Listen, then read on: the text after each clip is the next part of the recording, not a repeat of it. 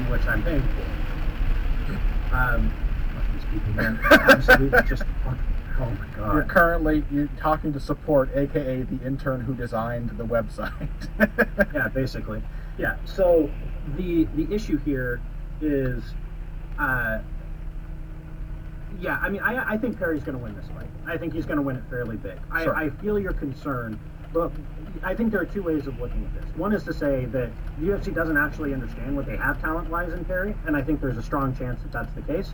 I think the other is to say they are giving him time to round out and develop his skills in fights that are going to make him a known name.